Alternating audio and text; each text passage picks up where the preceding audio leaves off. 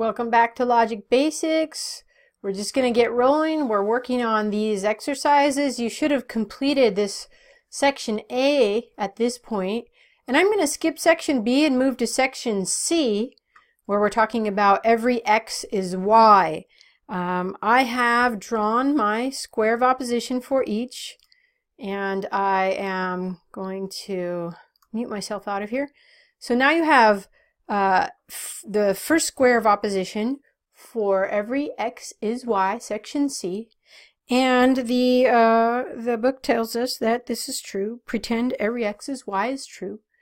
When we apply the rules for the square of opposition, we know that its contradiction is false. The contrary is false. The contradiction of the E statement is true. So now we know the truth value of square 1, or the original square. We need to now go from this square to the full contrapositive square. And I showed you how to do that a few lessons back. We're going to switch the original A statements, x and y in this case, and negate both. So for this A corner over here, the new A is going to be every non-y is non-x. Okay, that's our new A statement. And that statement is also true because the original is true and it's the same meaning. And now all we have to do is fill out the rest of the full contrapositive squares. So the contradiction of A is O, and it's going to say some non-y is not non-x.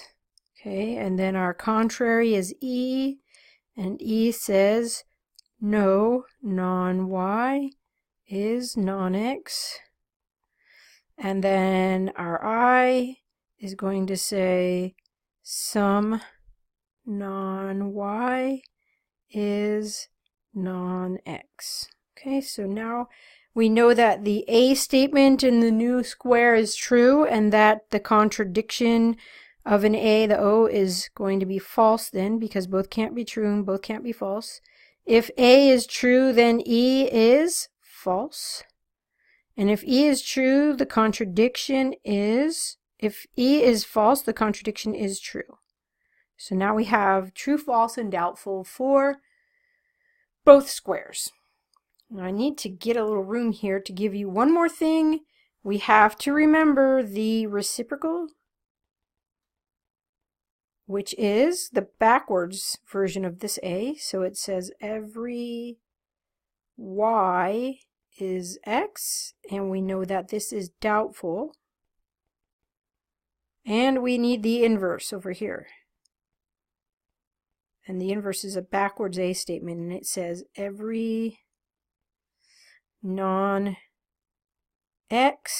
is non-y. And we also know that this is doubtful. Okay, so I would encourage you to take notes on this, make your squares, and now we're going to go back to that handout, and we're going to see that right now we have 32 possibilities here, and they're grouped according to the A statements. Every logical combination, every logical possibility of combination of A, of x and y. So here are 8 A statements. So 1 through 8 are A's. 9 through 16 are I statements. 17 through 24 are your O statements, and 25 through 32 are your E statements. Go through each of these and check them on your square of opposition. You have 10 answers already given what we have on the square. The rest of them you will have to figure out using the flowchart. Remember the flowchart. So here is a tool for figuring out whether these are true, false, or doubtful. Now before I set you loose doing that, I want to show you one more thing, and this is going to be my what I call my real life logic problem. Let me move it over here so you can see it, and I'll make it a little bit bigger. Now, this is a problem that came about in a discussion. This is an old blog that I don't use anymore, but I was talking about reason and being. You know, we have had a long talk about reason and being in this study, and the person I was talking with had an objection to my saying there are only two kinds of substances. Remember, I talked about matter as extended and not conscious, and spirit as conscious but not extended. And so this person was saying, well, those aren't the only options. There could be something else. And so I asked the person to give me an example. And he said, maybe there's something that is not extended and not conscious. Non-extended and non-conscious. And I said, that's impossible. And he said, prove it.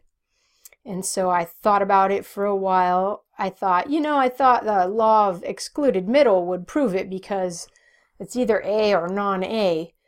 So that's the first argument. By excluded middle, it's either extended or non-extended, conscious or non-conscious. But I thought, you know what, we could prove this, and we can use the square of opposition. So if you look at my little, I don't know, infographic, is that what this is called? Here, let me move it over.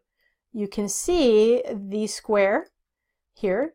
And he and I both agreed that no extended thing is conscious. We had that as a true claim. So we did get to that point.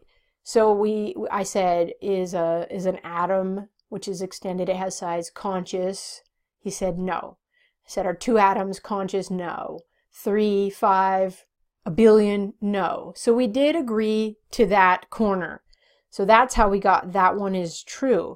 But if I had one true statement on the square, I could fill out the rest. So no extended thing is conscious was my E statement. We both agreed that was true. The contradiction is here. Some extended thing is conscious. That would be false. Every extended thing is conscious is false. Some extended thing is not conscious would be true. Okay, then we filled out the second square with the full contrapositive statement. And so after we did that, how do I get back to my, see, this is where I need students to help me. How do I get back to my blog? Give me a second. I know one thing I could do if I did that.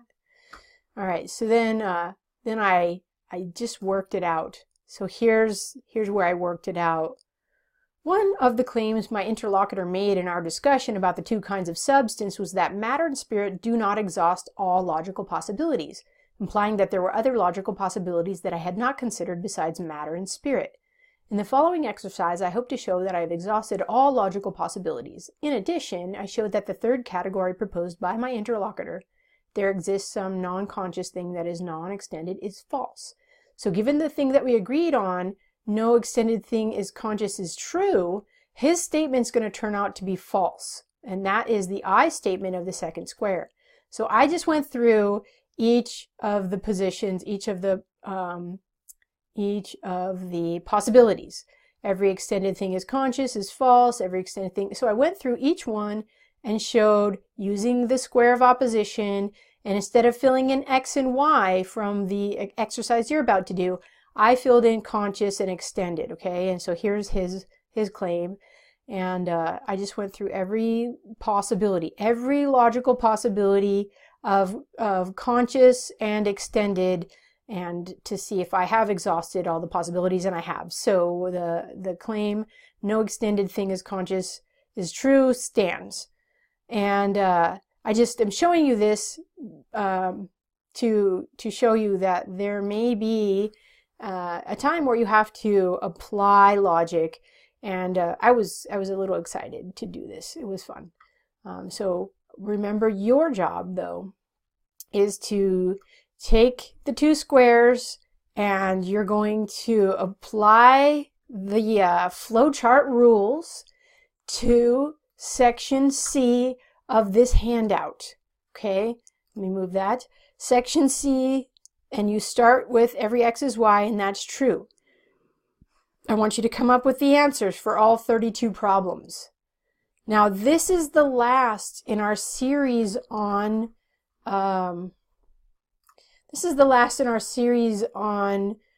categorical propositions. So categorical statements, judgments. We are going to move from here to categorical syllogisms. We're going to move to arguments.